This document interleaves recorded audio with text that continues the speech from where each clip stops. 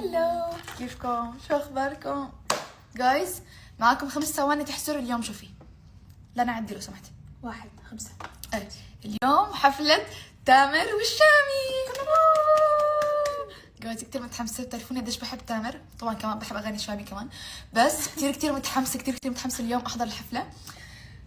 بتعرفوا حماسي من الايلاينر اللي حاططناه، انا بالعاده ما بحط ايلاينر، هو يا ريت ايلاينر مثل العالم والناس، بس اهم شيء مع المسكره بيزبطوا، بتعرفي كل شيء المسكره بتزبطه يعني. ف قلت اجهز معكم باقي التجهيزات، لسه لي بس المسكره والحمره وبخلص. ف يلا نجهز مع بعض، او يلا نحط المسكره مع بعض. خلصنا انا افرجيهم لانا. لا عندي حجي ما ابين شعري صح بس ما بيعرفوا شو لابسين. صح لانا لبستها من هلا، ما بعرف ليه صراحه يعني. بس كنت عم نجرب الاوتفيت فقلت خلص يلا ضلك لابسي. يلا ضلك فيها. بتخافي توخمي؟ انا صراحه بخاف، ما بحب البس الاوتفيت اول شيء، بحس ممكن باي لحظه اوخمي. انا باخر خطبه حبيبتي لبسته انا عم بعمل ميك اب لهالدرجه الفستان. صحيح. تذكرت وقت الخطبه، وقت الخطبه اللي انا لبست الفستان، لانه مثل ما شفتوا القبه كانت ضيقه، عشان تعرف تسوي الميك اب والشعر، فعم نحط شوي. بدنا نعمل اختبار جليل. بني ليش؟ شو اول غنية نزلها تامر حسني؟ لهالدرجه؟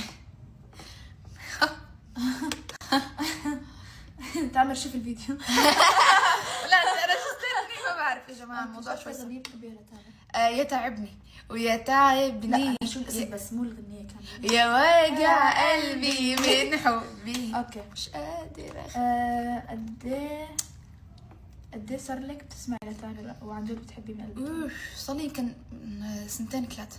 بس الصراحة الباقي كنت صغيرة يعني، كنت أحب ما أنا كيف عرفت إنه أنا كتير بحب تامر؟ كنت أشوف إنه عن جد حافظة كل أغاني أنا يعني، حافظة كل أغاني. انا حافظة كل اغاني تامر، بحبه بس مو قدك.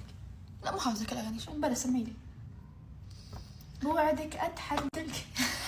عن جد اسأليني عادي. أنا جايز آخر غنية لتامر والشامي بتجنن، كل المقاطع اللي فيها رائعة. سكرت ملفات والله رائعة. سكرت ملفات كل الأغاني يعني، كل أغاني العالم، وكل الأغاني اللي نزلت بالفترة هاي يعني، إنه صراحة كانت أحلى غنية يعني بهالفترة، نزلوا كتير أغاني مع بعض. عن جد صح انت. يس، فحسيت هاي أحلى غنية يعني نزلت هالفترة، فبهني يعني تامر والشامي. صيفية كتير بتحسيها صح؟ يس إنه حلوة، أجواء صيف. حتى الفيديو كليب يعني كتير صيفي بزيادة.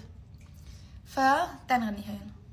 ماشي. وعد رجال ابن رجال، بحب المقطع يا جماعة، بحسه كتير هيك يعني، حسيته تعب عليه. بحسه كتير هيك، اللهجة السورية كتير بحب. بس كتير حلوة. هو على فكرة أمه سورية، بحس بيحكي سوري يعني، بس قد ما كان انه مثلا واحد حياته بيمثل- كلها بيحكي